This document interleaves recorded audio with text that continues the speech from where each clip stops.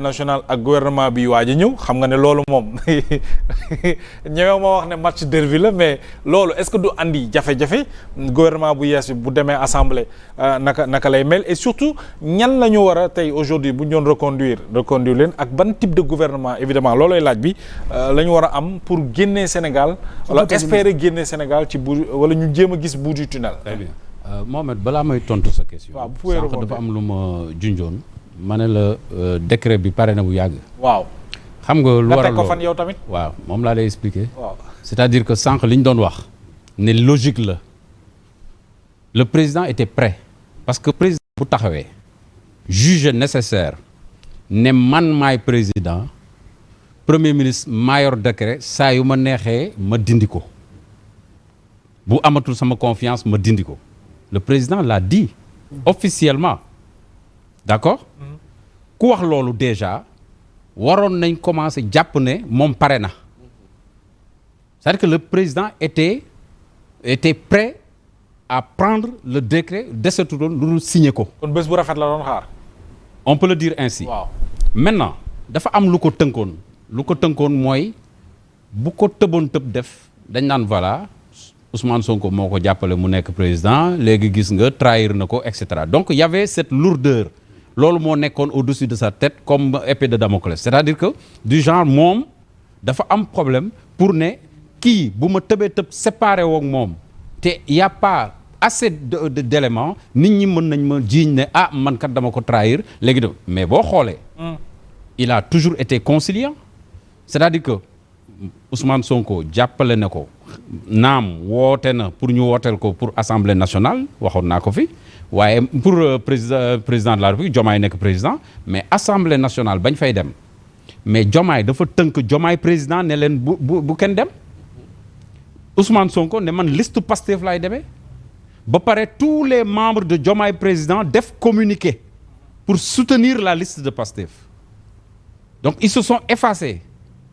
et même aplati bàyyi Ousmane Sonko mu am assemblée am looloo indi affaire moo tey majorité bi ñu am fii amul benn élément Diomaye président bu bokk ci li nga xam ne moom mooy te loolu c'est inédit dans l'histoire politique du Sénégal c'est-à-dire que fu ñu amoon un président de la République coalition fal ko coalition boobu moom lay demee les élections suivantes pour la première fois Ousmane Sonko ne coalition bi bokk nañu waaye man demuma ak ñoom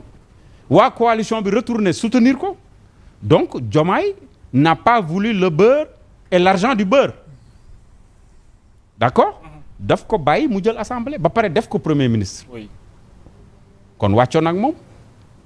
lu fi des liggéey moo fi desoon mais comme la bataille politique mi ngi doon continuer fii rek la mënoon a yegsi moo tax ma ne la le président était prêt parce que y a eu tellement d'indices y a eu tellement d'actions tellement d'actes yoo xam ne le premier ministre l'a posé ba nga xam ne on avait atteint le degré de saturation c'était la goutte de trop maintenant waaw len dina am ñaari Pastef mooy am ñaari Pastef waaw benn Pastef bu ànd ak Ousmane Sonko ak Pastef bu ànd ak Diomaye xaw ma nag duma mais ni Mansour junj na ko non mais ma ñëw xam kii waaw mais d'accord waaw loolu lay signifier c'est-à-dire que du ma ne kii mooy ëppale wala kii du ëppale newuma ci loolu dina am ñu ànd ak dama ne dina am ñoo xam ne Pastef avec Ousmane Sonko Pastef avec Diomaye division au sein du parti ça c'est clair bataille bi foofu la jëm ok maintenant opposition bi am nañ gan de gan gu bees waaw kay bàyyi waaw foofu opposition bi am nañ gan ñoom jaar Moussa yi non parfaitement parce que il va venir occuper sa place de leader de l'opposition moom wax na ko fi man maay leader est-ce qu'il sera leader man maa am majorité assemblée majorité bi moom da ko approprié wu wax na ko waxaat ko c'est-à-dire que tey moom majorité boobu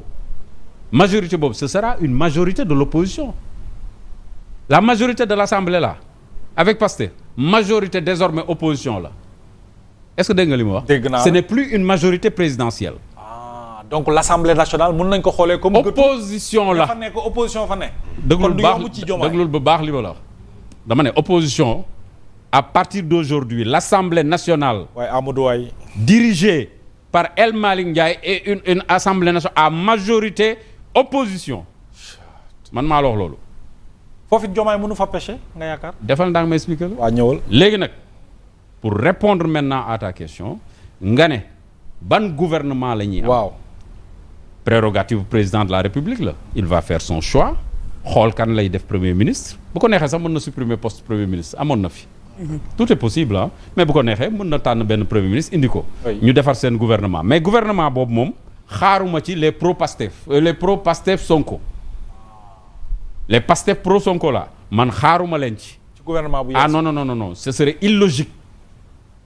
parce que ñas fës ca yëf ya c'est comme les directeurs généraux les Waly Bodian dégg naa léegi Waly Bodian def benn réaction ne il est avec Sonko chez lui et tout waaw mais non xaaruñu loolu ci Waly Bodian dañuy xaar ci Waly mu ne je démissionne man loolu laay xaar ah déedéet non mais attends c'est un il a été zélé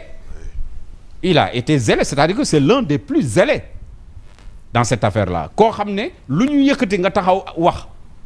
Abass Fall moom mairie la nekk kenn mënulu ko dara. waaw c'est un poste électif non mën na am délégation spéciale loolu yëpp mën naa nekk mais loolu sax ce serait trop flagrant je veux dire c'est-à-dire que mais lii décret moo la fa teg kon nag ñooñu nga xam ne tey dañ doon revendiquer naan président de la téel sa décret ñooñu tey waruñu xaar ñu leen di limoger